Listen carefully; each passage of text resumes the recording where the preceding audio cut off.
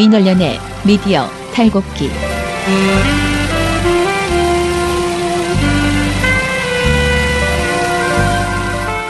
민원련의 미디어 탈곡기 164화 시작하겠습니다. 예, 안녕하세요.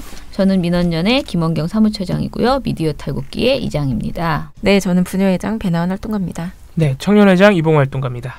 우리 아빠는 슈퍼맨이에요. 종편 막말 패널들도 퇴출시켰고요.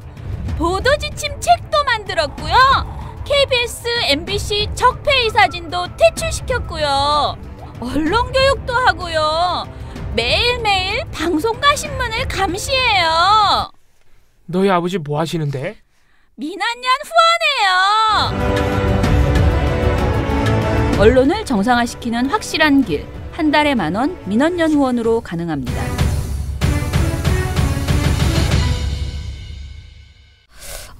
오늘 보니까 KBS는 여전히 릴레이 그 말하기 이어가기를 하고 있고, 그리고 MBC는 굉장히 그 급한 변화를 보여주며 사람들의 환호를 받고 있는 그러나 또 보수 언론에서는 이들을 비판하는 난리를 지금 치고 있는 그런 상황이더라고요. 그러든지 말든지 MBC는 빨리 부지런히 변화를 모색해야 되고, 제발 KBS는 해결이 돼야 될 텐데 말입니다. 자, 먼저 그러면은 돌마고 소식 듣고 와서요, 저희 오늘 특집으로 이어가겠습니다. KBS 한국방송. 오늘도 전국 언론 노조 KBS 본부의 정수영 공추위 간사님 연결하겠습니다. 안녕하세요. 안녕하십니까. 네, 우리 KBS 본부가 이미 파업 기록은 깨셨고, 지금도 추운 날씨에 많은 분들이 길거리에 나가 있는 상황입니다. 아쉽게도 지난주에 방송통신위원회에서 KBS 비리이사 관련해서 결과를 내놓지 않았습니다. 그런데 지금이 맞나요? 논의가 진행 중인 것으로 알고 있는데 오늘 어떻게 됐습니까? 예, 오늘 오전 9시부터 방송통신위원들 전원이 모여서 이제 티타임 형식의 간담회를 열었던 것으로 파악을 했고요.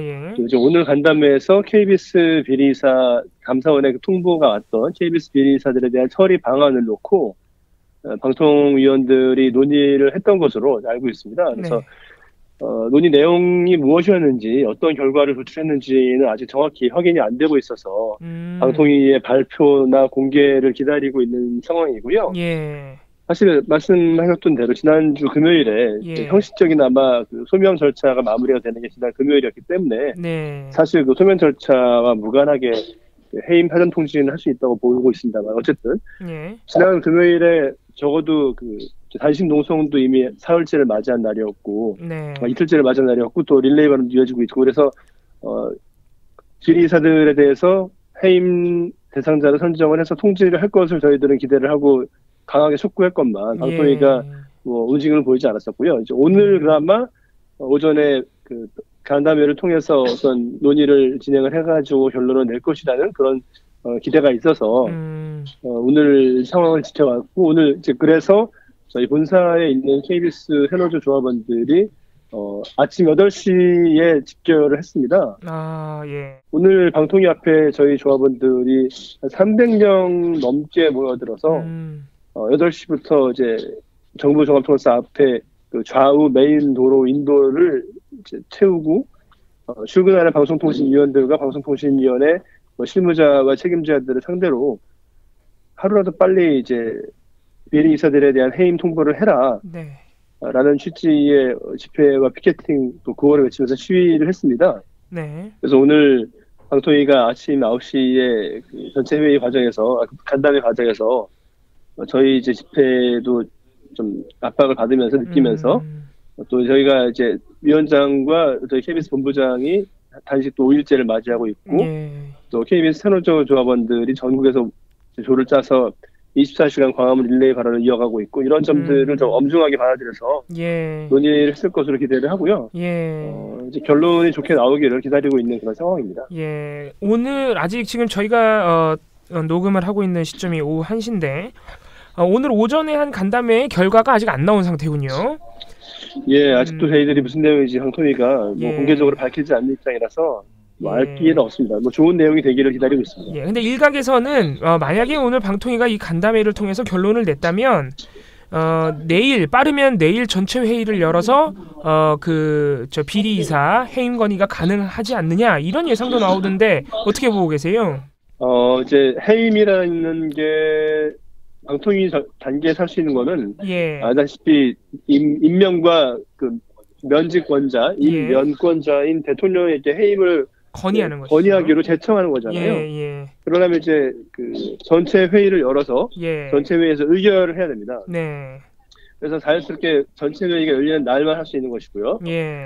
저희 생각 같아서는 방송통신위원회가 아무런 절차를 추가로 하지 않고 바로 감사원의 통보 내용에서 누구를 해임할 것인지만 선정을 해가지고 바로 오늘이라도 바로 내일이라도 임시 회의도 열 수 있는 거니까요. 바로 언제든지 열어서 뭐 해임 건의를 제청 의결할 수 있다고 생각합니다.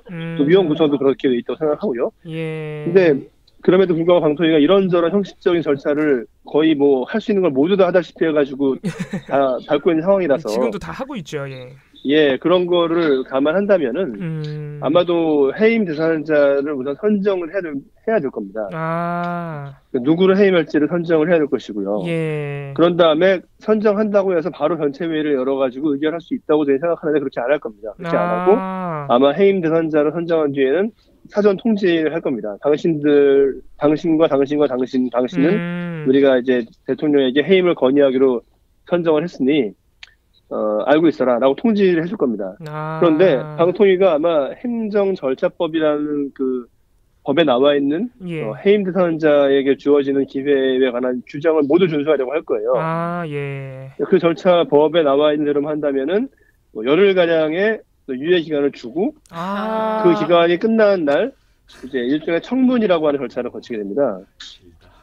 그래서 아마 오늘 사전 통지를 한다고 하더라도 오늘이 11일이니까 열흘 뒤인 21일, 그러니까 아마 21일은 전체 회의가 없으니까는요. 22일 날 전체 회의를 해서, 그러니까 전체 회의가 아니라 청문 절차를 열어서 그날 청문을 듣고 그 날짜로 바로 이제 해임 대청을 하든지 아니면은 이제 한 주를 또 건너뛰어서 26일 날 전체 회의가 있으니까 그날 25일에 휴일이지 않습니까? 크리스마스고요. 26일 날 회의를 열어서 해임 건의를 제청을 하든지 의결하든지 아마 이런 식으로 진행할 걸로 보이는데 그래서 저희로서는 오늘 적어도 해임 대상자들에 대한 어떤 사전 통보는 반드시 해야 한다. 그래야지 방통위가 그렇게 지키려고 하는 절차를 따르더라도 최소한 연내에는 비리이사의 해임이 이제 의결되는 결과를 이룰 수 있다고 저희는 보고 있고요. 그래서 적어도 오늘만큼은 반드시 해임 대상자를 선정을 해서 사전 통보 절차까지는 마무리할 것을 강력하게 촉구하고 있는 그렇습니다. 그러면 지금 정수영 기자님 말씀을 요약을 해보자면 방송통신위원회가 지금까지 한 어떤 행태로 보면은 굳이 그럴 의무가 없지만 행정절차법상 나와 있는 절차를 다 지킬 것이고 그러면은 해임 건의를 하는 데만도 최소한 열흘 정도 걸릴 수 있다 이 말씀이시네요 지금. 방통위의 그동안의 행태를 볼 때 그나마 순조롭게 진행된다 했을 때 그럴 것 같습니다. 이게 그렇다면은 이제 우리 조합원 여러분들과 많은 시민 여러분들의 기대와는 상당히 어긋나는 것인데 이게 또 하나 걱정되는 게 그러면 지금 광화문 광장에서 밤새 지금 발언을 이어가고 있는 우리 KBS 조합원 여러분들이 지금 내일이면 일주일째거든요, 이게. 그러면은 그걸 계속 하셔야 된다는 얘기가 되잖아요. 거기다가 또 김한균 위원장과 성재호 본부장께서 단식도 하고 계신데 이날 오후부터 성재호 위원장의 단식 투쟁이 시작됐다. 그는 우리 누구보다 아프지 말아야 하는데 우리 누구보다 더 아프고자 한다. 누가 그의 얼굴을 마주하겠는가? 누가 그의 통안을 울어주겠는가? 부디 이 사람의 투쟁을 기억하시라. 부디 이 사람의 아픔을 잊지 마시라. 부디 이 사람의 소망을 들어주시라. 그러면 여러분, 날씨가 정말 추워졌습니다. 이게 약간 다시 처음인데 좀 체질이 맞나봐요. 이번 기회에 좀 살 좀 많이 빼도록 하겠습니다. 걱정 마십시오. 내일 방통위에서 일단 이사회 안건이 논의된다고 합니다. 그러니까 내일 꼭 방통위가 조치가 내려질 수 있도록 최소한 누구누구를 해임시킬 것인지 그리고 그 사람들한테 해임 통보를 할 수 있도록 그렇게 하면 사실 뭐 이제 스케줄만 남은 거거든요. 방통위 결단을 한번 기대하면서 내일 다 같이 날씨 아침에 굉장히 추울 겁니다. 단단히 차려입고 나오시길 바라겠고요. 내일 아침 강하게 방통위에 우리의 의지를 보여줬으면 좋겠습니다. 힘내주십시오. 저는 힘내겠습니다. 그럼 이것들도 그때까지 계속 위험을 감수하고서라도 이어나가시는 건가요? 방송통신위원회가 사전 통지를 하는 순간부터는 예. 방통위를 상대로 저희가 압박을 하는 것이 별 의미는 없어요. 아, 그때 이미 결정되는 것이다? 예, 왜냐하면은 방통위가 통지를 하면서 예. 당신들의 청문 일자를 언제로 잡으니까 그날로 나와라라고 할 것이 거의 100%라고 예상하거든요. 예. 예, 그러면 그 상황에서 저희들이 더 빨리 하라고 아무리 뭐 요구를 한다 한들 방통위 입장에서 하고 싶어도 할 수 있는 그렇죠. 수단이 없어지는 상황이지 않습니까? 예. 그래서 그때부터 뭐 릴레이 발언이나 단식을 하는 것은 방통위의 상대로 뭐 가시적인 변화를 만들어낼 수 있는 여지는 없는 상황에서 하는 거기 때문에 그렇군요. 좀 고민스럽지만은 뭐 제 개인 집행부의 일원이긴 합니다만은 제 개인으로만 봤을 때 제 개인적인 생각으로는 그때부터는 단식을 하는 것이 안 하는 것과 아무런 차이가 없는데. 그렇죠. 예, 단식이라는 것은 이제 상대방으로 하여금 뭔가 결단을 내리기를 촉구하는 어떤 심리적인 압력을 느껴라는 그런 의도에서 하는 건데. 상대방이 이미 할 수 있는 게 없어진 상황에서 단식을 유지한다는 것은 필요가 없다고 보거든요. 예. 그래서 그것은 아마 뭐 좀 논의를 해보겠습니다만 필요 없다고 생각하는 의견이 많다고 보고요. 예. 릴레이 발언은 약간 다른 차원의 문제거든요. 릴레이 발언은 뭐 이사들이 물론 이제 방통위를 상대로 압박을 하는 의미도 있습니다만은 예. 여러 가지 조합원들의 어떤 결의도 높이고 국민들에게 알리기도 하고 이런 측면이 많기 때문에 예. 그 점은 좀 더 논의를 해서 더 길게 갈지 아니면 조기에 마무리할지는 좀 고민해볼 필요가 있다고 생각합니다. 예, 아직 조합원 여러분들이 이거를 구체적으로 어떻게 하겠다 결론을 내린 바는 아직 없는 것 같네요. 그렇지만 사전 통보를 하면은 이미 결정적인 것을 좀 볼 가능성이 있고 릴레이 발언은 또 결이 다른 문제이기 때문에 더 논의를 해보셔야 된다 이런 말씀이신 것 같습니다. 모든 것은 오늘 방통위가 어떤 결정을 내리느냐에 걸려 있습니다. 그렇죠. 방통위가 아무것도 안 하고 또 넘길 수도 있거든요. 그렇죠. 사전 통보도 그러면은 안 하고. 예, 그러면 아마 또 그러니까 방통위가 하루만 뭘 늦게 하면은 한 주가 넘어갑니다. 아, 그게 그렇게 되나요? 방통위가 정말 저희로서는 너무나 답답하고 원망스럽습니다. 오늘 만약에 간담회에서 아무 입장을 안 내더라도 내일 전체 회의에서 뭔가 뭐 사전 통보가 결정되거나 그럴 가능성은 없습니까? 뭐 그렇게 하기를 기대를 하고 있고요. 오늘 그렇군요. 결정을 못하면 최소한 내일은 해야 된다고 생각합니다. 뭐 그렇게 못할 이유는 없다고 보고요. 오늘 결과가 방통위 입장이 안 나와도 내일 가능성이 있긴 하다 이런 말씀이시죠? 예, 그렇게 기대하고 있고 그럴 가능성이 높다고 생각합니다. 알겠습니다. 저희가 이제 릴레이 발언 그리고 두 위원장의 성재본부장과 김한겸 위원장의 단식 말씀드렸는데 보도가 많이 나갔습니다. KBS 문제에 대해서 시민 여러분들의 관심이 조금 떨어지고 있었는데 보도가 굉장히 많이 됐어요. 특히 우리 조합원 여러분들이 보셨는지 모르겠는데 얼마 전까지 KBS와 함께 파업을 하다가 지금은 파업을 끝내신 MBC에서 KBS 릴레이 발언, 그러니까 KBS 파업 보도가 이런 말씀 드려도 되는지 모르겠는데 굉장히 정상적으로 나왔어요. 그래서 저희가 보면서 야 변하긴 변했구나 했는데 이 타사에서 나오는 KBS 조합원 여러분들의 어떤 지금의 투쟁 이런 보도를 보시면서 또 감회가 남다르실 것 같아요. 그렇습니다.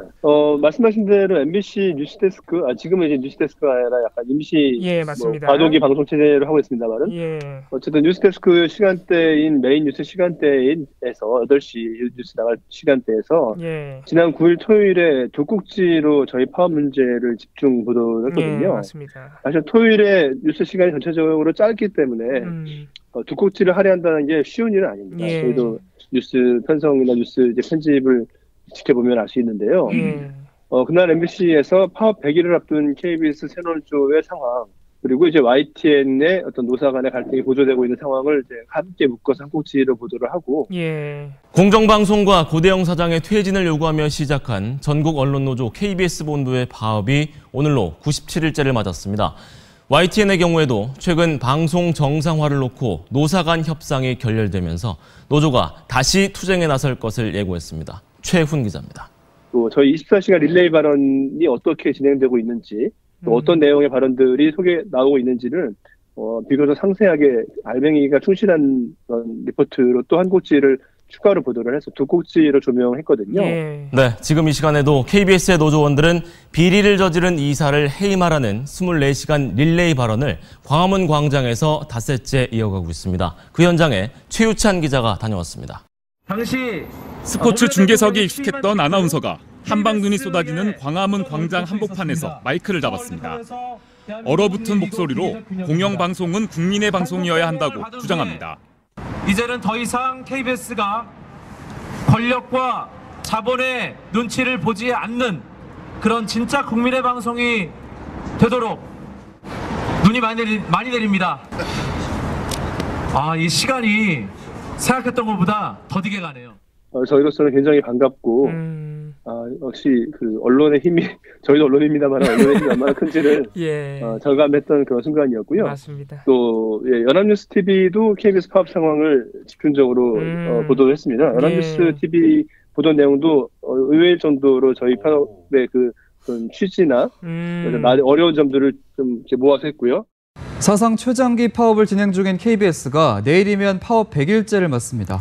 반면 새 사장을 맞은 MBC는 간판 저녁 뉴스의 앵커를 교체한 가운데 시청률이 소폭 상승했습니다. 장보경 기자입니다. 또 오늘 아침 한겨레 신문 같은 경우에는 이제 파업 100일을 앞두고 있는 저희 KBS의 상황을 이제 묘사하면서 방통위가 조속히 이 문제 해결을 해라. 너무 지금 시간을 끌고 있다. 이런 비판을 강하게 하는 어조로 사설을 쳤습니다. 사설이 나왔군요. 한겨레 신문의 사설을 통해서 또 방통위가 해결할 것을 촉구하는 내용이 나왔고요. 내일 저희 파업이 100일을 맞이하다 보니까 여러 언론사에서 취재 요청이 많이 들어오고 있습니다. 일간지들도 많이 들어오고 있고 방송사도 들어오고 있고 그래서 또 오늘 SBS도 아침에 저희 방통위 집회 모습을 이제 취재를 하더라고요. 그렇군요. 그래서 그 SBS 보도 내용도 기대를 하고 있고 다음 주 PD수첩이 저희 KBS 파업을 집중적으로 보도할 것이라는 것을 왜고를 하고 있습니다. 그래서 역시 언론사들의 관심이 조금 높아진 것 같아서 고무적입니다. 이게 사실 이렇게 많은 언론에서 우리 공영방송의 파업이 이렇게 집중 보도되는 것도 정말 참 보기 드문 일입니다. 2012년 때도 잘 보도가 되지 않아서 저희가 안타까웠기 때문에 이게 비단 국민 여러분들께 알린다는 의미도 있지만 이렇게 보도가 많이 나와야 방통위도 좀 급한 마음을 먹게 되지 않을까 그런 생각도 해봅니다. 알겠습니다. 이것도 오늘 결과 나오는 거 봐서 내일도 또 정수영 기자님과 중요한 얘기를 나누게 될 것 같네요. 오늘은 여기서 마치도록 하겠습니다. 내일도 건강하게 추운 날씨 몸 조심하시고 건강한 목소리로 찾아뵙도록 하겠습니다. 감사합니다. 감사합니다. 네, 방송통신위원회가 제 개인적으로는 제가 생각하는 것보다 훨씬 더 눈치를 많이 보고 미적대는 것 같네요. 일을 안 하고 뭐해? 누구 눈치를 보는 거야? 그러니까 이게 그러니까 누구의 눈치를 본다기보다 왜냐하면 지금 뭐 대통령이나 여당이 눈치 주는 상황도 아니기 때문에 제가 볼 때는 뒤탈이 없게 하려는 것 아닌가. 그러니까 절차를 자꾸 지킨다는 건 나중에 혹시라도 해임된 분들이 절차적으로 소송을 걸거나 하면은 문제가 생길 수 있으니 그런 부분에 걱정하는 것 아닌가. 아니 절차적으로 하면 문제가 안 생기지 없다 않아요? 그런 지금 KBS 본부의 입장은 전혀 문제가 없다는 거거든요. 법상으로. 또는 막 1, 2만 원 그런 것도 아니고 세상에. 아무튼 간에 그래서 참 안타까운 상황입니다. 그러니까 저도 왜 그런지 모르겠으니까. 큰일입니다. 정말.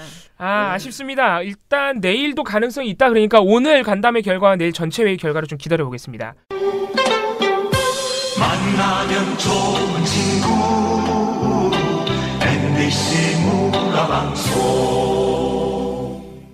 MBC 소식으로 좀 넘어가 볼게요. MBC의 반가운 소식이 계속 연이어 매일 반복되고 있는데 일단 오늘 지난 8일에 이미 복직이 결정되셨고 오늘 첫 출근을 한 분들이 있습니다. 6명의 해직자 뭐 다 아실만한 이용마 기자 또 오늘 아프신 상황에서도 환영 행사에 모습을 드러내셨습니다.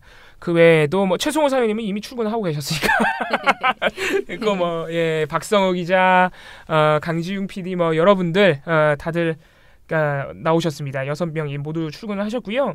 정말 감사드립니다. 여러분들은 우리 모두는 우리 스스로에게 자랑스러워할 만한 충분한 자격을 갖췄습니다. 정말 온 마음을 담아 이용마 선배의 복귀를 축하하는 박수 한번 드리겠습니다. 이용마 선배의 복귀 소감을 한 번도 의심해 본 적이 없는 일인데 오늘 이렇게 막상 현실이 되고 보니까 정말 꿈 같습니다. 깨어나고 싶지 않은 꿈, 그런 꿈 자다가 꿔본 적 많죠. 정말 다시 깨고 싶지 않은 꿈을 꾸고 있는 것 같습니다. 그 중에서 박성호 기자는 손정은 아나운서와 함께 MBC 메인 앵커로 곧바로 뉴스데스크 18일부터 본방송으로 지금은 임시체제거든요. 그렇게 결정이 됐습니다. 아무튼 앞으로 좋은 뉴스 나오기를 한번 기대해 보겠고요. MBC 이제 배은진 아나운서에 대한 갖가지 보도가 이어지고 있는데 아무튼 간에 뭐 앵커가 바뀌었습니다. 돌마고 소식이 참 저희가 벌써 석 달 넘게 전달을 해드리고 석 달 넘게는 아니고 몰랐어요. 한 달이면 끝날 줄 알았어요. 그러니까요. 지금 석 달째 저희가 넉 달째군요. 그 월차수로 하자면 넉 달째 전달해드리고 있는데 사실 그래도 참 시민 여러분들께 고마운 거는 돌마고 금요일 집회를 할 때마다 문화제 할 때마다 그래도 제가 볼 때 최소한 150, 200명은 오시는 것 같아요. 일반 시민분들이. 시민분들만 하면 한 100명? 왜냐면 조합원 여러분들이 그래도 수십 명 계시기 때문에. 근데 그게 참 쉽지 않은 일이거든요. 맞아요. 이게 뭐 아무튼 참 감사를 드리고 또 하나 재밌는 것은 MBC가 지난 금요일 문화제를 열심히 찍어갔어요. 맞아요. 지난 금요일 참석하신 분들은 기억나실 텐데 되게 재밌었거든요. 왜냐면은 그 사회를 보시던 김홍성 아나운서. 네, 재밌게 보시더라고 정말. 워낙 사회도 잘 보시지만 MBC 카메라가 이렇게 열심히 촬영하고 있으니까 MBC 카메라 옆쪽으로 옆으로 오라고 하더니 우리가 모든 화면을 다 만들어줄 수 있다. 그러면서 진짜 농담이 아니고 촛불 파도 타기를 4번이나 했어요. 4번을 왔다 갔다 2번. 그리고 그거를 다 찍고 됐어요? 물어보고 이제 MBC 카메라 기자가 됐다 그러고 더 한 번은 또 이제 구호 외치는 시간이 있는데 그때도 카메라 뭐 신문 방송사 카메라가 많이 붙잖아요. 그때도 구호를 막 외치면서 일부러 더 많이 외치시고 한 2번 더 하신 것 같아요, 구호를. 그런데 다 하고 이제 물론 그만하려고 하는데 이번에 카메라 기자가 MBC 기자가 한 번만 더 해달라고. 그림 만들려고. 그래서 그림 만들어요. 그래서 한 번 더 해드리고 열심히 찍어갔는데 비록 짧지만 보도가 나갔습니다. 역시 이제 MBC가 예전에 우리 MBC가 아직 파업 중일 때 MBC 기자 PD분들과 대화를 나눠보면은 MBC가 가끔 우리의 집회를 찍어갔어요. 그때도 파업 중일 때도 돌마고 집회를. 저희가 MBC 조합원 여러분들 물어봐죠. 저렇게 찍어가면 보도해요? 그러면 안 하죠. 그랬거든요. 가끔 그런 건 나오죠. 막 몸싸움하고 막 이런 거. 그러니까, 막 이렇게. 보도 내용이 정반대로 나갈 때, 그러니까 사측 성명 읽어주는 이런 보도로 나갈 때 자료화면을 쓰인 적은 있어도 이렇게 화면에 걸맞는 보도가 나간 적은 없는데 아무튼 MBC가 이렇게 많이 바뀌어서 KBS도 좀 빠른 시일 내에 방통위가 결단을 내려줬으면 하는 기대가 좀 큽니다. 그래서 오늘 돌마고 소식은 여기서 마무리해도 될 것 같습니다. 돌마고 박해는 여기서 끝!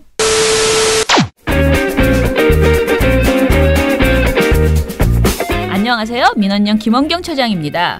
미디어 탈곡기 잘 듣고 계시죠? 미디어 탈곡기를 응원하는 방법 무려 4가지가 있습니다.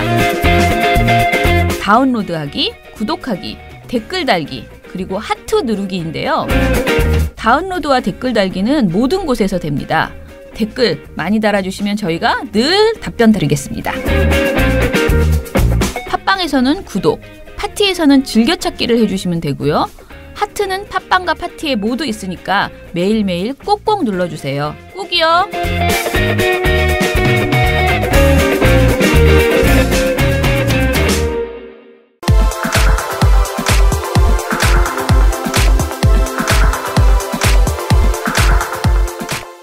그러면 먼저 미디어 스크랩 해볼까요? 네. 제일 궁금한 게 MBC 이야기입니다. 별건 아닙니다. 뭐 벌써 MBC가 무슨 환골 탈퇴를 했다거나. 근데 여러 가지 이미 예고된 프로그램에 많은 시민들 여러분들이 기대를 하고 계신 건 맞아요. MBC 스페셜 같은 경우에 마봉춘의 고백 이런 제목으로 이제 방송이 예정되어 있는데 언젠지 기억이 안 나네요. 근데 예정되어 있는데 그게 몇몇 예고편이 이미 나갔을 거 아니에요. 그 예고편의 몇몇 커트 장면이 굉장히 호응을 사고 있습니다. 뭐 예를 들어서 이제 MBC 본부노조가 파업을 하면서 많이 틀었던 영상들이 MBC 그 본방송에 나온다고 보시면 돼요. 예를 들어서 어떤 부산 시민이 MBC 그거 쓰레기 아이가 그랬던 장면이라든가 이런 장면들이 귀여운 할머니. 굉장히 많이 나온 거죠. MBC 전파를 타고 그래서 그런 부분에서 MBC가 그동안 스스로 왜 망가져 왔는지 그거를 이렇게 역사를 훑는 프로그램이더라고요. 제가 알기로 우리 처장님께서도 출연하시지 않나요? 저는 스페셜하고 PD 수첩 둘 다 인터뷰했어요. 그러니까요. 네. 이제 그걸 여쭤보는 거예요. 예, 그러니까 우리 처장님도 우리 처장님도 거기 출연 잠깐 하시고 인터뷰를 하셔서 그래서 많이 기대를 하고 계시죠. 한국경제 오늘 한국경제 오늘 그러니까 11일 조간신문 변호사, 교사, 언론인도 장애투쟁 밥그릇 싸움을 해서 지금 싸늘한 시선이 일고 있다. 새 정부 들어서 확산되고 있는 전문직 노동자 파업의 원조이자 전범은 언론인들이다. 그러면서 KBS, MBC 파업을 지목했습니다. 자기네들은 언론인 아니야? 자기네들은 뭐 경제인인가 보죠. 그래서 피켓팅 시위가 이뤄졌고 격한 몸싸움을 마다하지 않으며 사퇴 압박전을 펼쳤는데 뭐 대학까지 진출했다. 노조가 전투력을 과시하고 있다. 뭐 이런 식으로. 아무튼간에 뭐 이거를 그래서 이런 KBS, MBC 투쟁을 집회 결사의 자유를 넘어선 과격 행동이라고 비판했습니다. 한국경제가요. 아까 제가 말씀드린 뭐 얘네만 그런 건 아니에요. 경제지들이 대체로 화가 나 있네요. 그래서 아주경제 논설 고문이신 허남진 전 중앙일보 논설주간이라는 분인데 이분도 최승호 체제 MBC를 맺힌 한을 품고 점령군이 되어 돌아온 팀이라고 규정했습니다.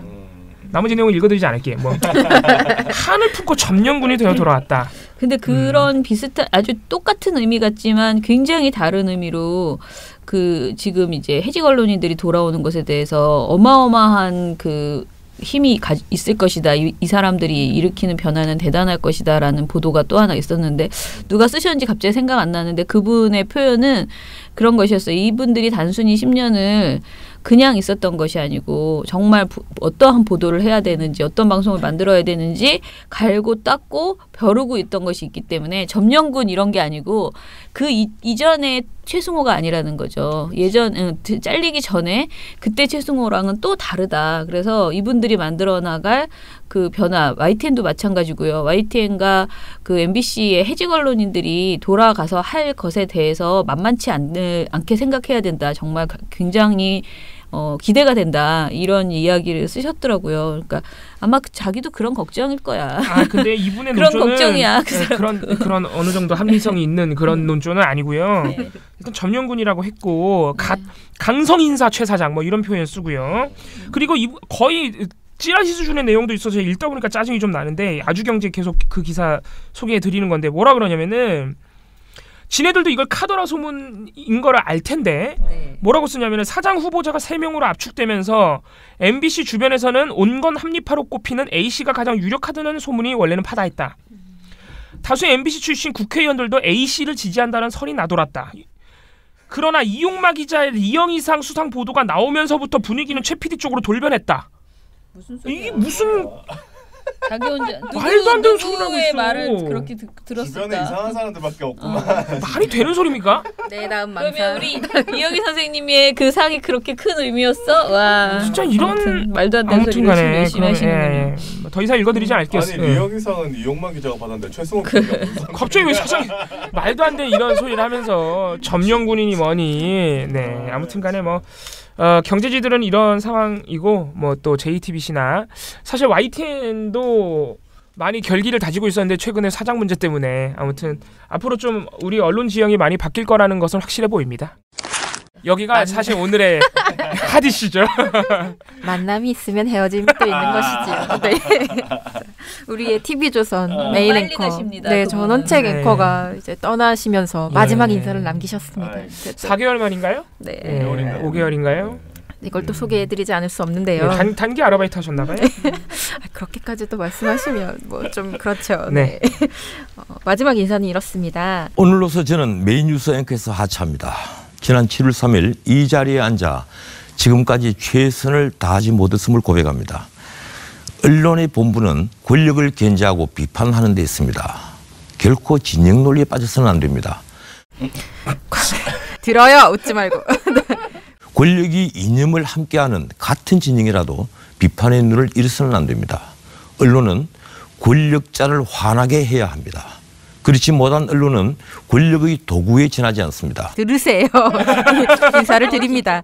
내일은 멋진 날이 될 겁니다. 월요일부터 신동우, 오현주 앵커가 여러분을 찾아갑니다. 안녕히 계십시오. 지금까지 TV조선의 전원책이었습니다. 눈물.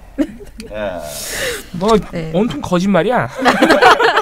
정말이야. 권력을 하게 해야 돼. 아니. 그러니까 TV조선이 그렇지는 않았다는 거죠. 그러니까 못했다고 최선을 다하지 못했다 고백하면서 이렇게 언론의 본분을 최선을 다하니까 그런 건데 사실은. 근데 신입 기자의 말칭은 좀 건방지네요. 네. 최선을 다했어야지. 5개월 차면 아직 마와리도 안 끝났어. 잘릴만 해서 잘렸다. 네. 그렇게 생각하고요.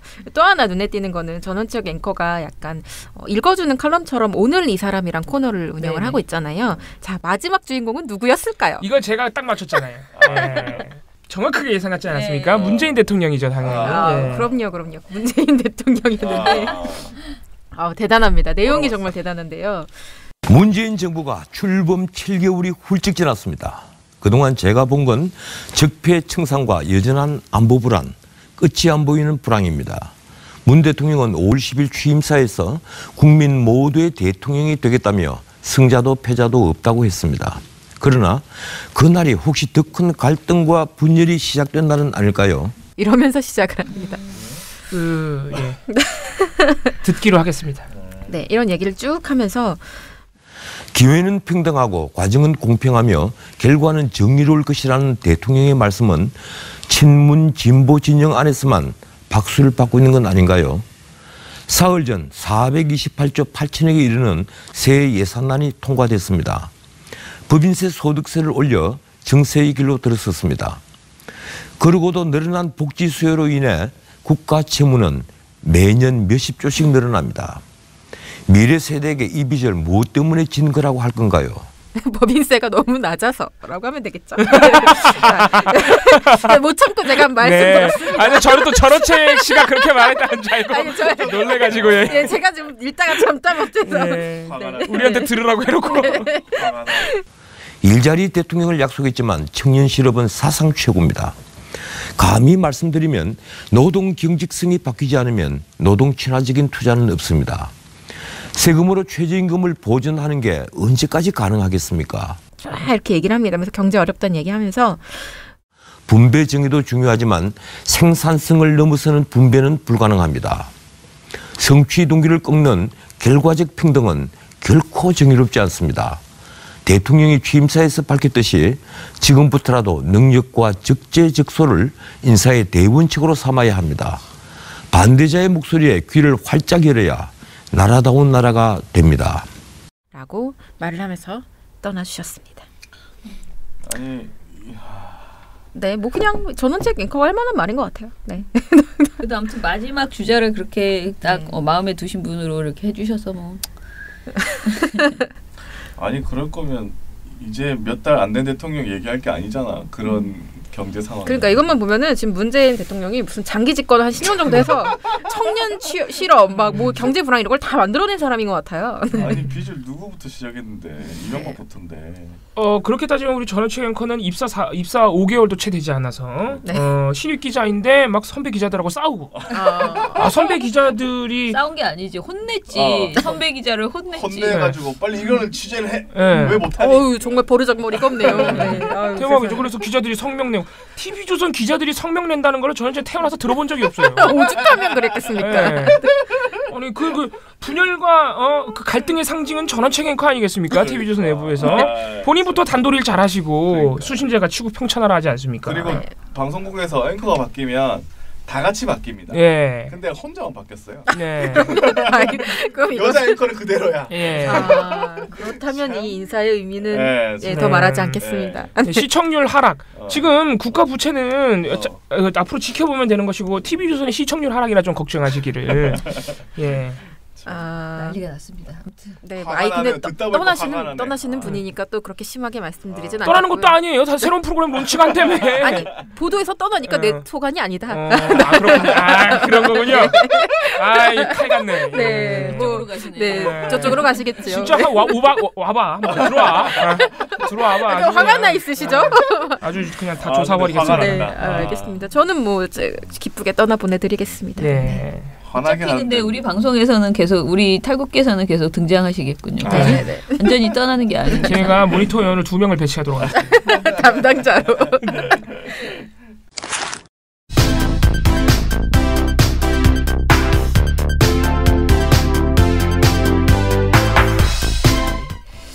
그러면은 오늘 나쁜 보도 안 하고 오늘 특집이잖아요, 월요일. 그런데 무엇을 할까 저희가 방금 전까지도 계속 고민을 하다가 저희가 이번 주 금요일에 좋은 보도 시상식을 합니다. 물론 이번 주 금요일에 상을 너무 많이 주기 때문에 우리가 상에 대해서 그래서 오늘 좀 이제 화수목은 내내 털고 금요일 날은 바로 또 저희가 이제 시상식이 있는 날이기 때문에 오늘 미리 상에 대해서 전체적으로 얘기를 해볼까 합니다.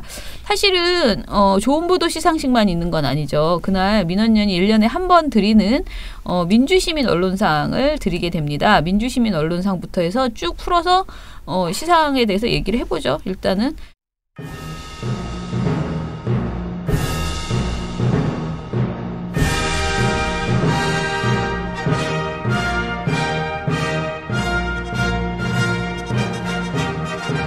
2017 제19회 민주시민언론상 김어준 딴지일보 총수 특별상 정상진 N9 필름 대표. 저희가 지난주 목요일 날인가 제가 방송에서 간단하게 김어준 씨와 정상진 N9 필름 대표께서 받으신다라는 이야기는 말씀을 드렸어요. 수상 결과는. 근데 이제 선정 근거를 제일 열심히 쓰신 우리 이봉활동가가 김어준 총수 거를 좀 얘기를 해보시죠. 예, 뭐 김어준 총수는 뭐 특별한 어떤 이분이 언론인은 아니기 때문에 네. 어떤 보도나 저 지면 또는 방송상에서 뉴스상에서의 활약으로 받으신 건 아니고 이분이 그렇지만 팟캐스트 그 한겨레 TV의 팟파이스 그리고 TBS 교통방송 라디오 김어준의 뉴스공장 네. 이런 프로그램들을 통해서 사실상 올 한 해 모든 시사 이슈, 정치 이슈를 선도했다. 네. 특히 이명박 박근혜 두 전임 대통령의 비리 적폐에 관련해서는 네. 사실 김어준 총수를 따라올 만한 이슈 파이터가 없었다. 네. 그리고 또 그러한 이유들로 인해서 시민들이 그동안 사실 정치 문제에 굉장히 무관심했거든요. 네. 정치 문제 무관심하니까 당연히 언론에도 굉장히 무관심했고 네. 물론 그런 부분은 작년 10월에 이제 JTBC의 최순실 PC 보도로 인해서 조금씩 더 나아지는 경향이 있었지만은 올 한 해 김어준 총수가 이슈를 선도하지 않았으면은 이마만큼 정치와 언론에 대한 관심이 과연 있었을까? 네. 그만큼 시민들의 관심을 다시 돌려놓은 공이 상당히 크다고 심사위원들께서 판단을 하셨습니다. 네. 또 하나 말씀드릴 점은 김어준 씨가 아니었다면은 이 팟캐스트, 그러니까 흔히들 좀 총괄적으로 얘기하면은 뉴미디어 네. 부분에 대해서도 시민들의 관심이나 인기도, 주목도 이런 걸 오리지 못했을 것이다. 네. 왜냐면은 라디오도 마찬가지. 라디오는 기성 매체지만은 TBS 뉴스공장의 청취율이 상당히 높죠. 네. 그리고 TBS 라디오는 사실 그렇게 대중적인 또 뭐 채널은 아니었기 때문에 이런 활약을 바탕으로 지상파까지 진출을 했는데 지상파에 진출한 SBS의 블랙하우스라는 물론 파일럿이었지만 이 프로그램에 대해서 심사위원들이 판단이 아주 평이 좋으셨어요. 왜냐면은 기존 시사 프로그램의 틀을 깨버렸다. 약간 예능 같은데? 네. 그렇다고 뭐 이게 심각하지 않거나 팩트 기반으로 하지 않은 것도 아니에요. 정확하게 팩트 기반을 하는데 예능적인 요소를 덧붙이고 막 개그맨이 등장해서 개그맨이 이명박 전 대통령을 추적하고 파격적으로 강경화 외교부 장관이 나왔는데 외교부 장관한테 막 첫 질문이 머리 색깔이고 아무튼 뭐 이런 다양한 새로운 시도가 굉장히 많은데 내용까지 알찼다는 거죠. 그리고 아무튼 그런 점들에 대해서 심사위원들의 평이 굉장히 좋았습니다. 그런 점을 총체적으로 판단을 하셔서 민주시민언론상의 수상자로 선정이 됐습니다. 네.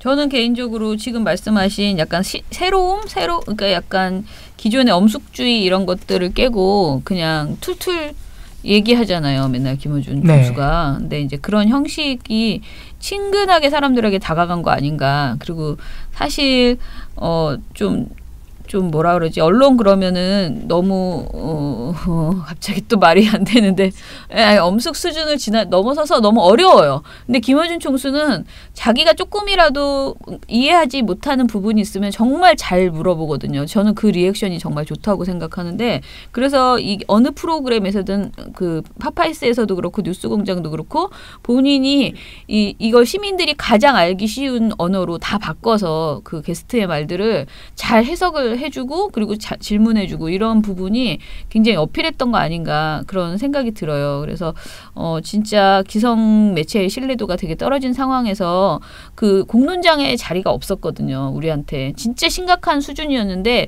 저는 이 공론장 역할을 가장 많이 한 게 김어준 총수라는 생각이 들었습니다. 그리고 특히 저는 그 파파이스 이후에 이제 민원연이 굉장히 도움을 받았잖아요. 근데 처음에 도움을 받았을 때만 해도 저는 잘 몰랐는데 사실 많은 시민사회단체와 이슈를 그 고민하는 분들이 계속 저한테 김어준 총수 좀 소개시켜달라거나 김어준 총수 그 방송에 나가려면 어떻게 해야 되냐거나 아무튼 계속 그런 질문을 계속 하거든요. 그래서 사람들이 정말 무엇인가를 간절히 알리고 싶을 때 그런 공론장이 없구나 지금. 그것이 지금은 현재 가장 큰 어떤 스피커가 김어준 씨였구나. 그래서 어떻게 해서든 그 두 곳의 뉴스공장이나 파파이스 같은 데 나가서 자신의 주제를 알리려고 하고 환경이든 그러니까 모든 지금 최근에 있었던 거의 올 한 해에 거의 뭐 정치뿐만 아니고 다양한 이슈에 대해서 김어준 씨만큼 많이 전하려고 그러니까 제가 말하는 시사 문제뿐만 아니고 시민사회 이슈들, 인권 문제들 이런 것들을 전하려고 많이 이렇게 노력한 곳이 없다라는 생각이 들어서 저는 그야말로 언론이 망가졌던 시기에 이분이 아주 그 뭐라 그럴까 틈새 시장에서 엄청난 일을 해냈다라고 생각을 합니다. 그래서 그런 점에서 아마 심사위원들도 더 좋은 점수를 주신 거 아닌가 그런 생각입니다. 그 반론은 없었나요? 반론은 없었습니다. 반론은 없었고요. 최승호 PD야 거의 동률이었고 경쟁을 하셨어요. 딱 5대5의 그 표를 가지고 있다가 2차 투표해서 이제 됐는데요. 예, 반론은 없었습니다. 네, 반론은 없었어요. 다 두 분 다 받을만 하다라는 이야기였습니다. 특별상도 있죠? 네. 예, 특별상은 네, 제가 할게요. 이거는 그 공범자들 워낙 두 분이 다 올라왔어요. 최승호 PD와 최승호 감독과 그 다음에 정산진 N9 필름 대표 두 분이 다 올라오셔서 굉장히 고민했죠. 우리가 두 사람을 동시에 묶어서 드릴까도 생각하고 영화 공범자들에게 주는 건 어떠냐 이런 아이디어도 있었어요. 네, 그랬는데 실제로 공범자들 팀이 상을 받았더라고요. 앰네스티 인권상을 팀으로 받았더라고요. 네, 맞아요. 제작진이 받는 거죠. 저희는 어떻게 할까 하다가 최승호 PD는 사실 민원연의 민주시민 언론상을 이번에 받게 되면 네 번째예요. 네, 너무 많이 받았어요. PD 수첩으로 2번을 받았고요. 19번 중에 4번 받으면 좀 그다음에 심각하잖아요. 작년에 자백으로 특별상을 받으셨고요. 아이고. 그리고 이제 올해 공범자로 또 올라온 건데 그래서 최승호 PD, 최승호 사장은 안 받으셔도 된다. 이제는 됐다. 그래서 2차 투표에서 저 김어준 씨로 넘어간 면도 있어요. 약간 그래서 그러면서 이제 정상진 N9 필름 대표를 저희가 꼭 드리고 싶은 마음에 특별상을 마련을 했고요. 특별상이 그냥 당연히 있는 게 아니고 드릴 수 있는 사람이 아쉬움이 있는 사람께 이제 정말 본상은 떨어졌지만 정말 이분 드리고 싶다 이런 분이 있을 때만 특별상을 드리거든요.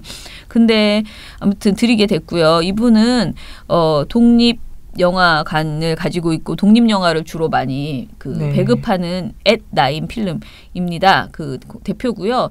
이번에 이제 공범자들을 맡게 됐는데 이분이 이렇게 그 뭐라 그럴까 시사적인 아무리 독립영화를 많이 하신다지만 독립영화가 다 정치적인 이슈는 아니잖아요. 대부분 서정적이고 그런 것들이 많잖아요.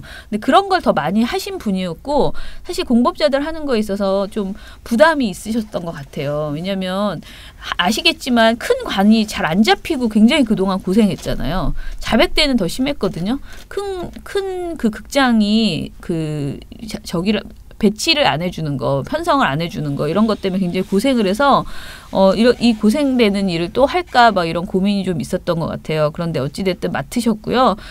그런데 이번에 정말 열심히 공격적으로 그 배급을 하셨어요. 그리고 저도 이제 많이 그동안 맡지만 진짜 거의 활동가 수준으로 이게 그러니까 사장이 할 행동이 아니다 싶을 정도로 정말 열심히 언론단체 활동가 같이 보일 정도로 그렇게 열심히 따라다니셨어요. 정말 인상적인 장면은 그 이제 관객과의 대화나 상영회 하시면 누가 보면 정상진 대표가 최승호 사장의 약간 매니저 같아요. 맞아요. 약간 그런 느낌이 들 정도로 정말 열심히 쫓아다니면서 계속 사진 찍게 하고 인터뷰하게 하고 네, 아무튼 네. 대단하신 분이 열심히 하셨어요, 정말로. 네. 그래서 제가 보면서 이거는 정말 뭐라 그럴까 돈 때문에 하는 것이 아니고 정말 영혼을 담아서 네. 이 일을 하고 있다라는 생각을 많이 했고요.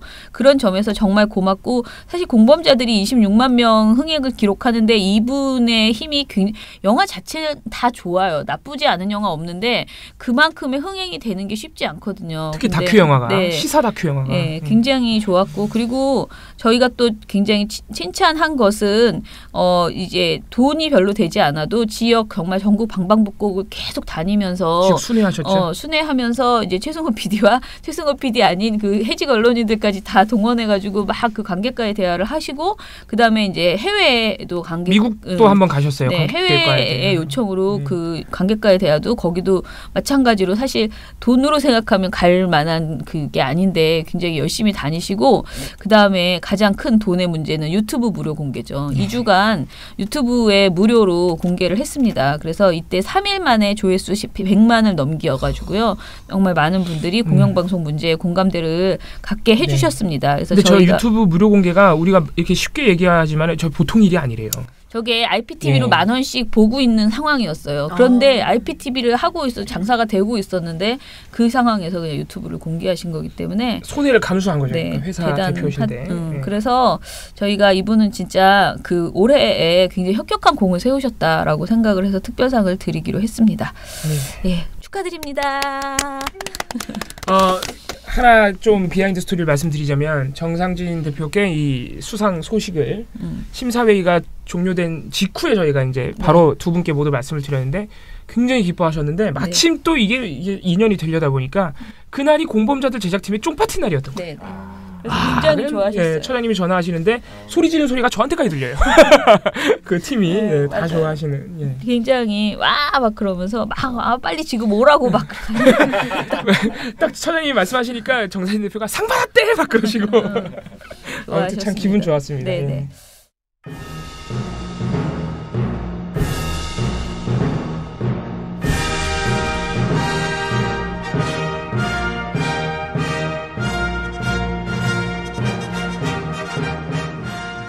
성유보 특별상 성조 소성리 할매들.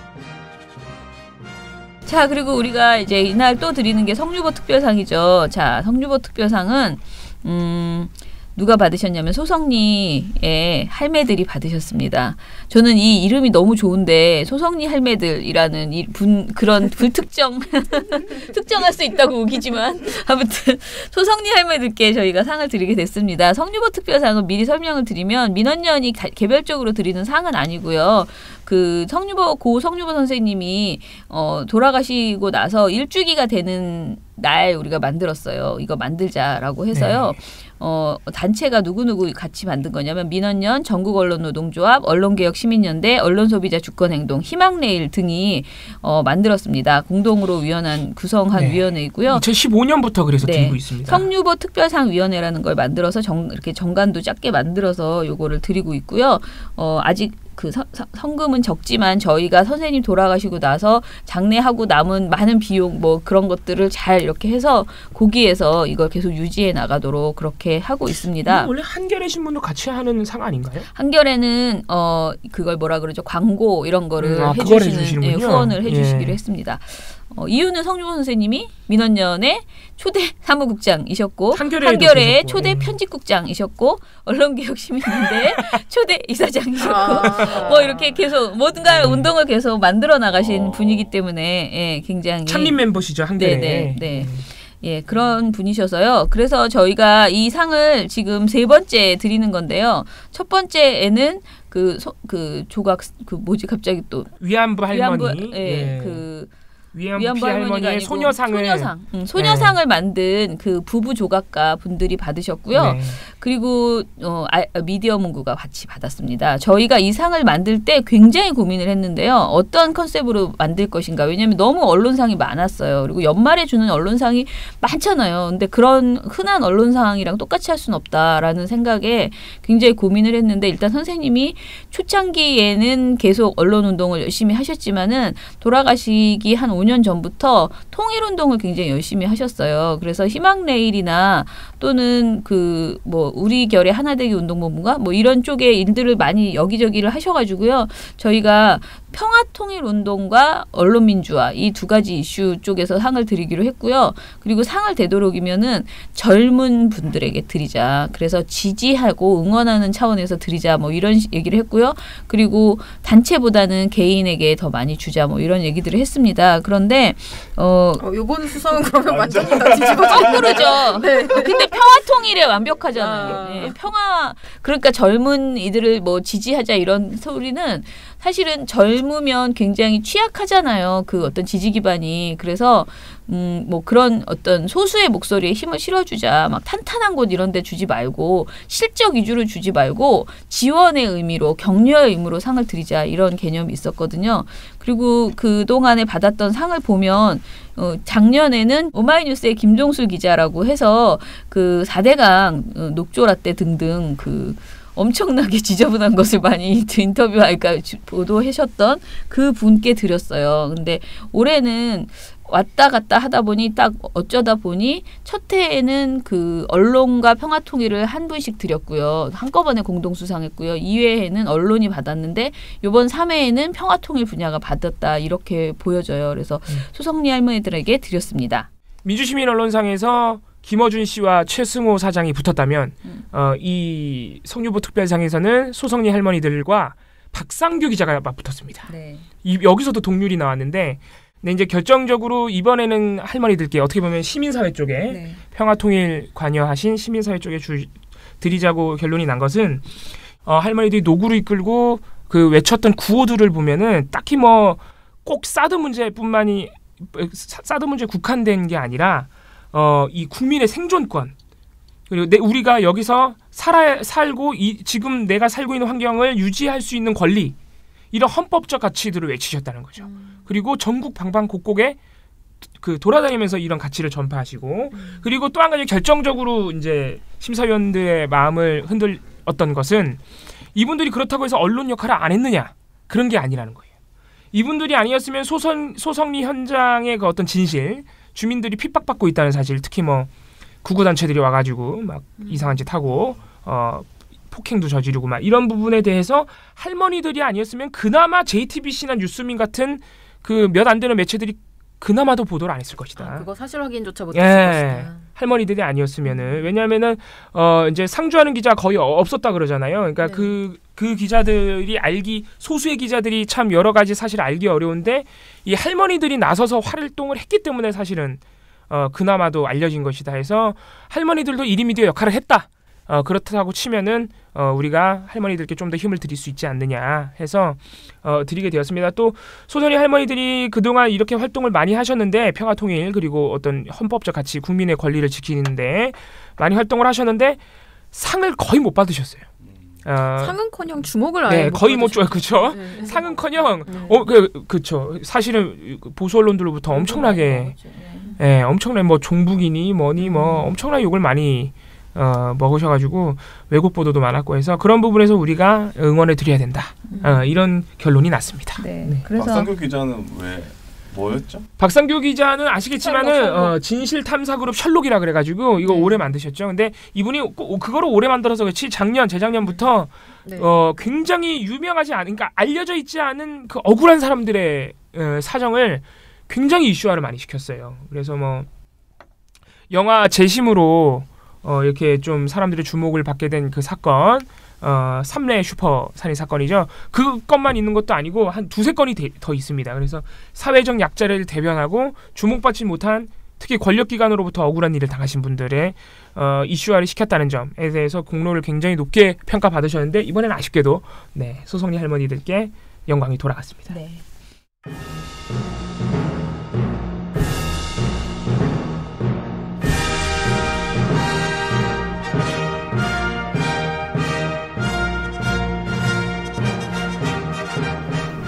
그러면 이제 드디어 오늘의 주제 좋은 보도 시상식 두구두구두구두. 이게 그냥 좋은 보도 이것은 올해의 좋은 보도. 올해의 좋은 보도. 예, 무려 올해의 좋은 보도. 그래서 여기서도 민원연이 선정한 올해의 좋은 보도가 나름 정말 치열했죠. 심사 회의만 놓고 보면은 오히려 이 회의가 더 이 회의가 제일 힘들었습니다. 가장 네. 치열했던 논란이 오고 자, 있습니다. 오늘도 여전히 좋은 보도, 방송 보도부터 알겠습니다. 얘기하겠습니다. 예. 네, 이거 회의에서 정말 이거 가지고서 엄청 몇 번을 회의를 했는지 몰라요. 네, 진짜. 올해의 좋은 보도는 보통 이달의 좋은 보도를 받은 선정작들 그리고 그 외에 다른 이제 더 추가적인 좋은 보도들을 가지고서 후보로 내놓고 선정을 하는데요. 네.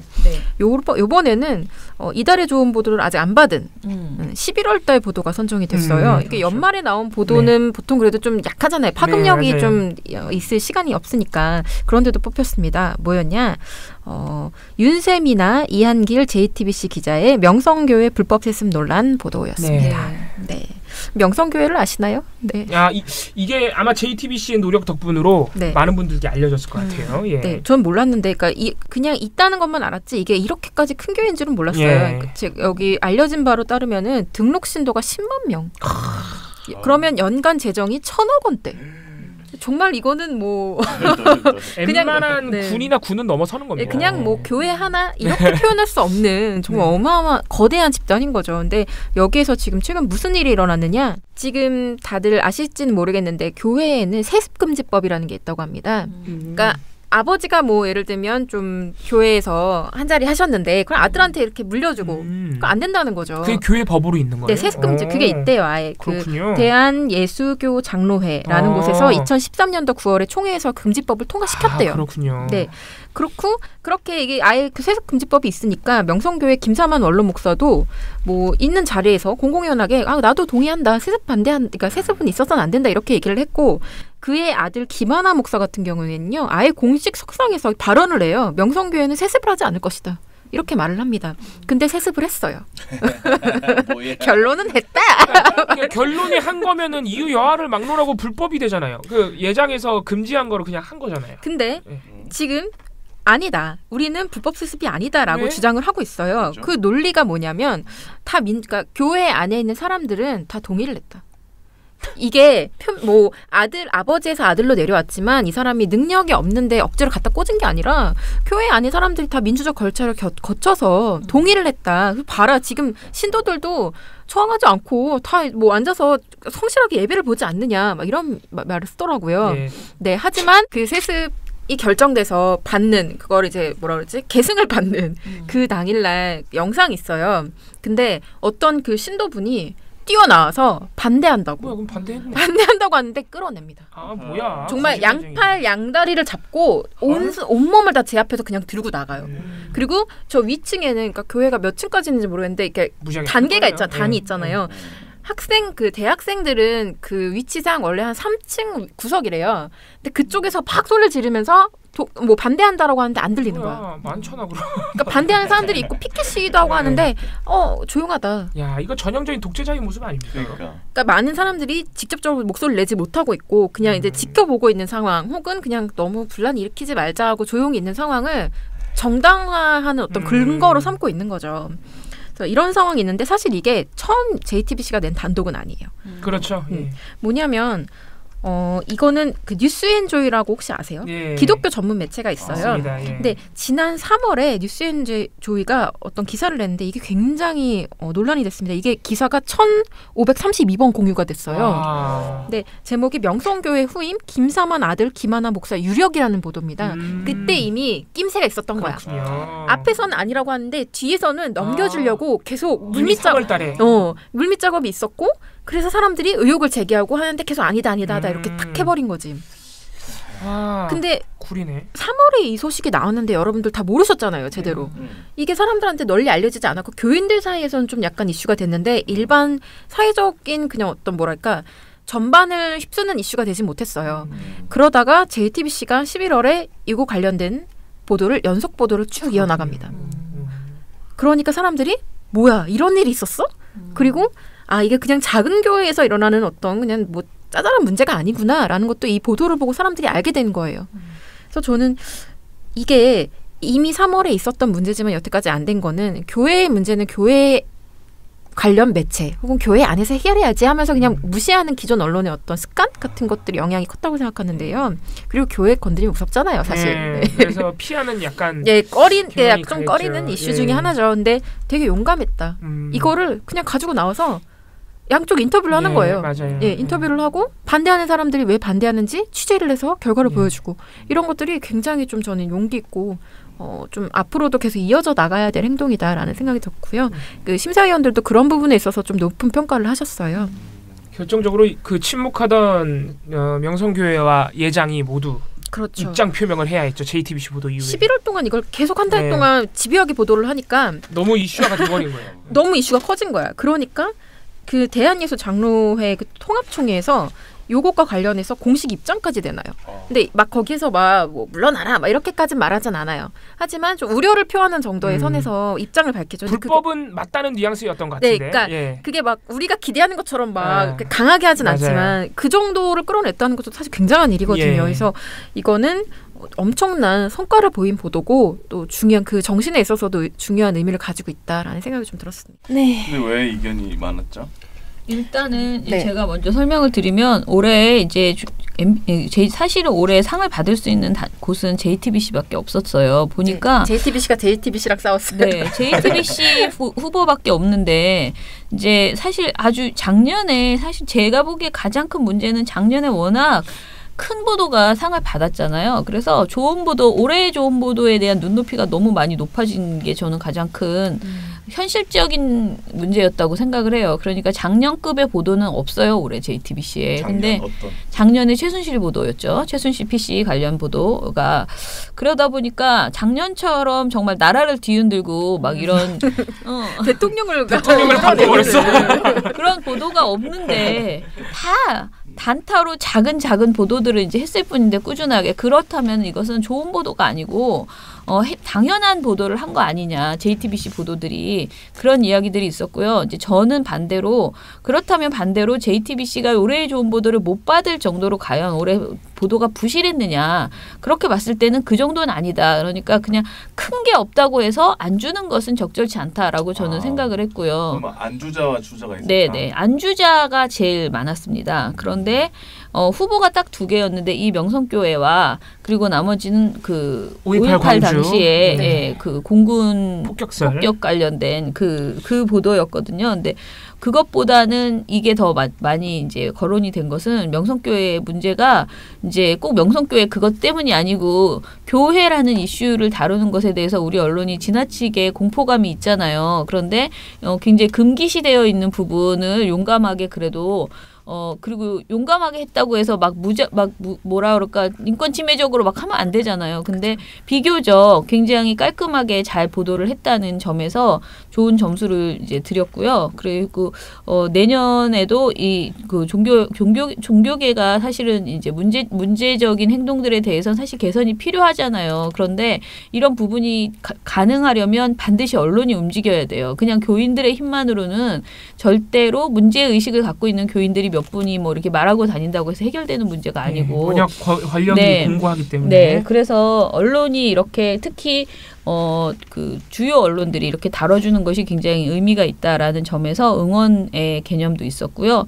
그리고 이제 또 다른 반론은 이 보도가 뉴스앤조이에서 먼저 시작한 것이어서 뉴스앤조이에게 상을 줘야지 JTBC가 받는 것은 너무 억울하지 않겠느냐라는 의견도 있었습니다. 그런데 또 다른 쪽으로 얘기를 하면 뉴스앤조이에서 열심히 보도했던 것은 사실이지만 그 이슈가 커지지 못하는 상황에서 그래도 JTBC가 이 이슈를 다뤄줌으로써 오히려 이 문제가 해결되는데 도움을 줬다라는 점에서 과연 그러면 앞으로 그 거대 매체들 그러니까 기존의 그 방송사들은 뭐 지역 언론이라든가 또는 그 인터넷 언론에서 좋은 보도가 나왔을 때 그것을 받으면 뭐 욕을 먹어야 되는가 그렇지 않다. 오히려 그것을 뭐 처음에 문제 제기가 분명히 애초 보도는 누구다, 원소스는 누구다라는 것을 말해줄 필요는 있지만은 그것을 좀 더 확장시켜서 취재력을 동원해서 좀 더 많이 보도하고 스피커가 크니까 그것으로 이 이슈를 확산시키는 것은 또 다른 의미가 있다라는 점에서 상을 드리기로 했습니다. 예, 그래서 뭐 JTBC가 이 기자분이 만삭이었거든요. 네, 그렇더라고. 네, 윤세민아 기자 못 오신대요, 요번에. 그 뭐지? 배가 진짜 이렇게 만삭으로 나와서 이렇게 방송에서 이렇게 말씀을 하시는데 그것도 정말 좀 신선했어요. 그러니까 그 보통 그런 모습을 잘 안 보여주잖아요. 여자 기자들이 임신을 하거나 뭐 이런 상황이 됐을 때. 근데 어쨌든 12월부터는 출산휴가라 내년 12월에나 다시 복귀를 하신다고 합니다. 그래서 시상식에는 이한길 기자. 네, 혼자 오신다. 아이고는 아니고 막 아니 안타깝잖아요. 그렇죠. 같이 열심히 하셨는데. 근데 이한길 기자도 단독도 몇 개 있고. 또 이제 윤세민아 기자가 휴가로 빠지니까 이한길 기자가 다 해야 된대요. 앞으로 후속 보도를 이어가셔야 되기 전화를 걸어서 못 오시는데 그럼 어떡하죠? 그랬더니 이제부터는 이한길 기자가 할 겁니다. 그분이 상을 받으시면 됩니다. 예, 감사합니다. 상과 함께 이를 밀어주네요. 예, 이한길 기자 오시면 꼭 이걸 물어봐야겠네요. 온라인 보도 역시 이달의 좋은 보도 선정작들 중에 일단 기본적으로 후보가 되고 또 11월, 12월 짧지만 12월까지 해서 추가로 좋은 보도가 있으면 저희가 후보로 포함시켜서 추천을 받아서 하는데 올해는 압도적으로 온라인 부문에서는 시사인의 주진우 기자가 선정이 됐습니다. 저희가 이제 온라인 보도라는 명칭 때문에 약간의 논란이 있긴 하지만 저희가 신문 방송을 제외한 모든 온라인 상으로 보도를 내는 매체들의 모든 보도를 대상으로 하기 때문에 시사인도 대상이 됩니다. 주진우 기자 같은 경우에는 민주시민언론상의 김어준 씨와 함께 이슈를 선도한 쌍두마차 중에 한 명이죠, 사실은. 특히 이명박 대통령은 뭐 주진우 기자 공포증이 있지 않을까 싶을 정도로 국정원도 마찬가지고요. 박근혜 대통령도 사실 마찬가지입니다. 이분이 올해 터트린 이슈가 한두 가지가 아니에요. 일단 가장 유명한 건 이명박 전 대통령의 BBK하고 다스. 이거는 뭐 주진우 기자를 빼놓고는 얘기를 할 수가 없습니다. 또 하나가 박근혜 전 대통령 오촌 살인 사건. 이것도 주진우 기자 아니었으면 그냥 묻혀버렸을 사안이죠. 그리고 또 이거 이렇게 두 대통령이 한 맥락이 있다면은 또 한 축에는 삼성이 있습니다. 그래서 우리가 상도 드렸던 두 개의 보도, 삼성 장충기 사장 문자 보도.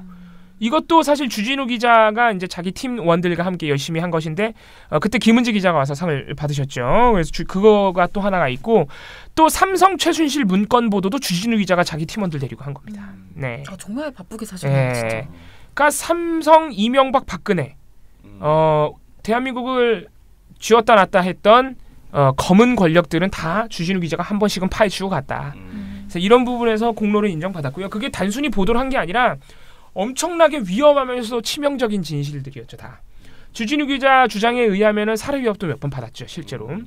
그럴 정도로 위험한 진실들입니다. 뭐 이명박 전 대통령 같은 경우에 관련 의혹들, 특히 이제 이거는 뭐 다스 관련해서는 아니지만 국정원의 여론조작 이런 부분에 관련해서는 지금 자꾸 수사가 진행되면 될수록 몇몇 분이 사망하죠.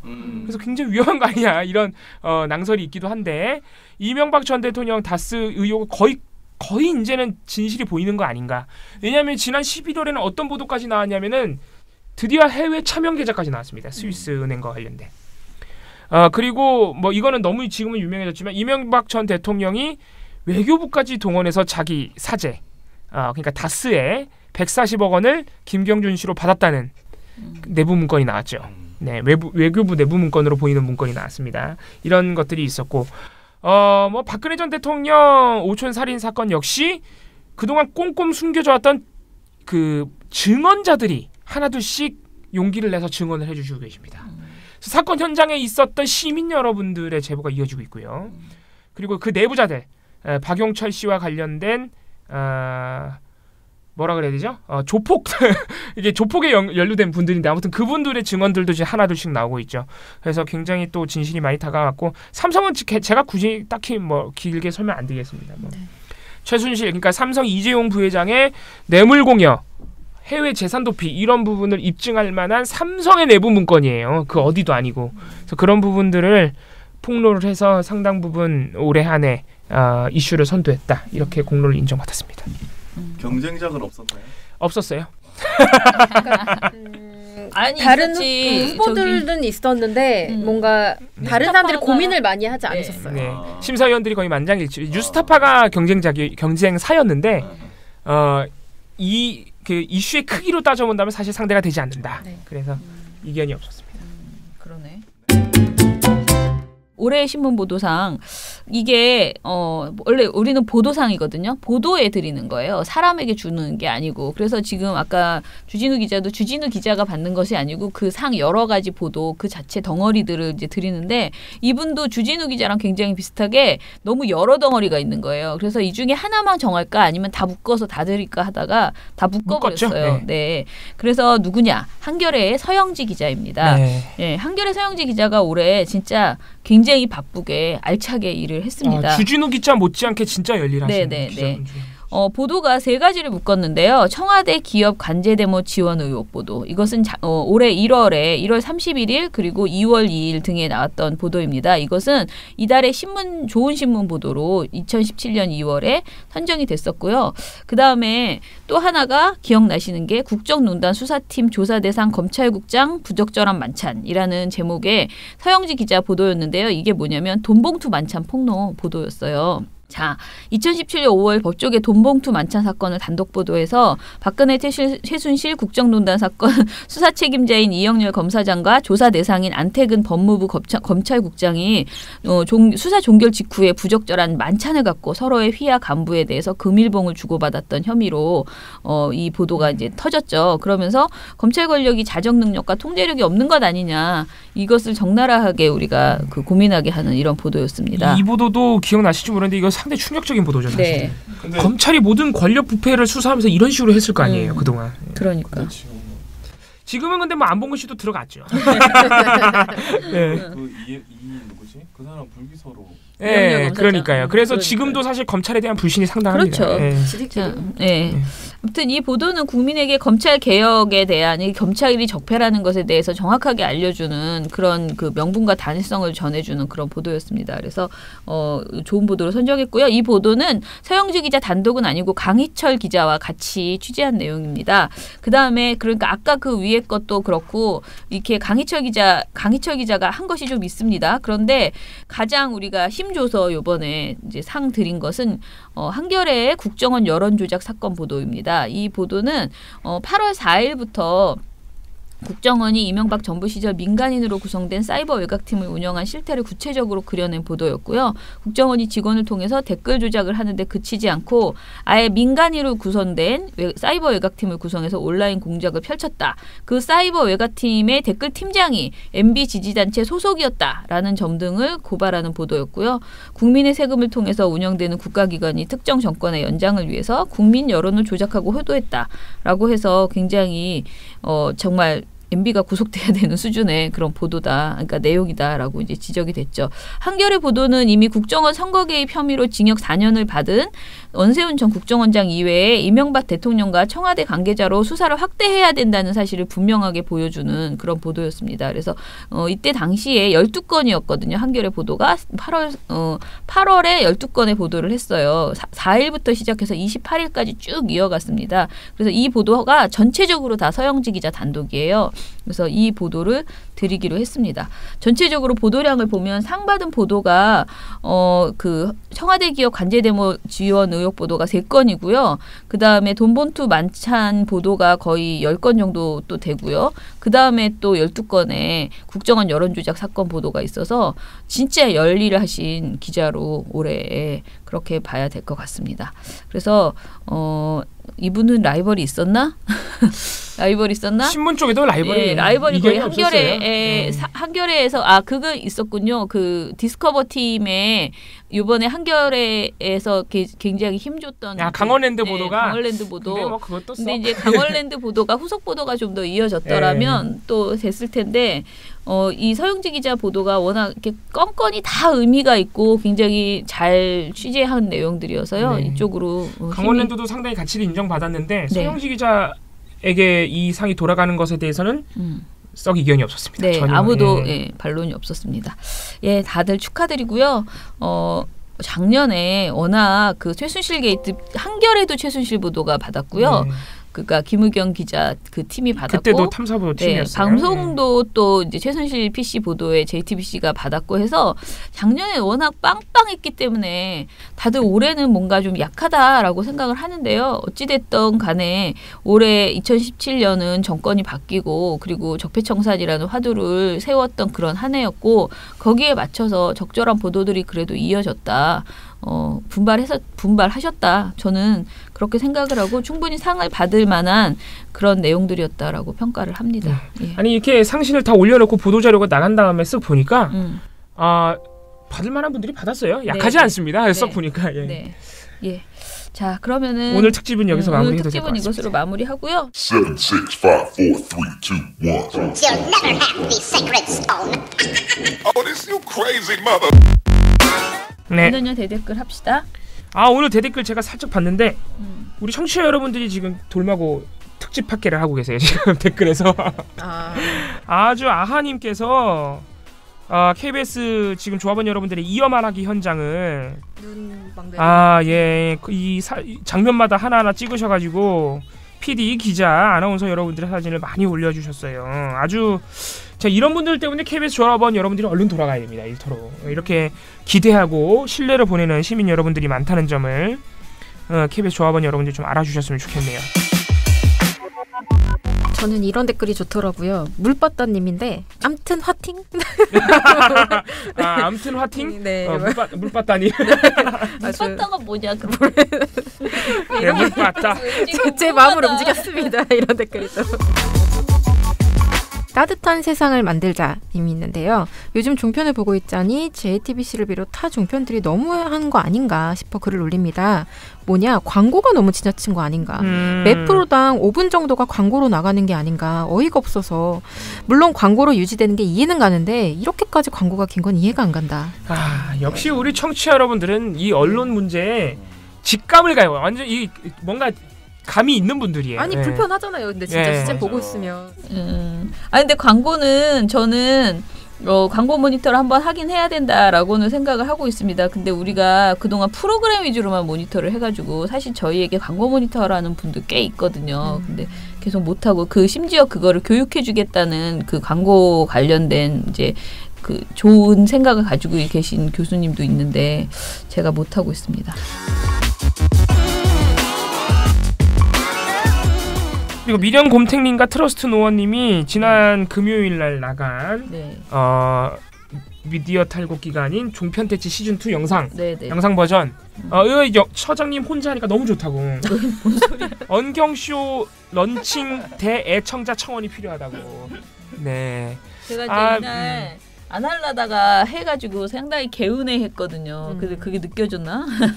네. 진짜 미련곰탱님이 그동안 저에게 보내주셨던 응원은 다 거짓이라는 게 여기서 드러나요.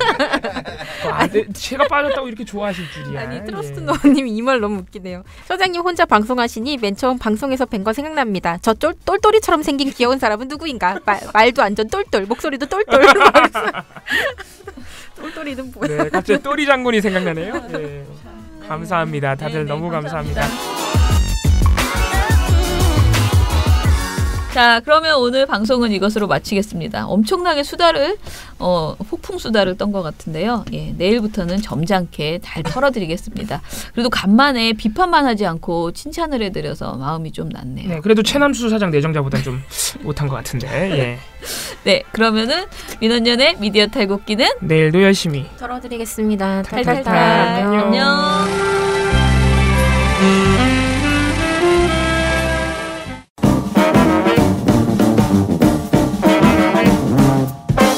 여러분, 미디어 탈곡기 잘 들으셨나요?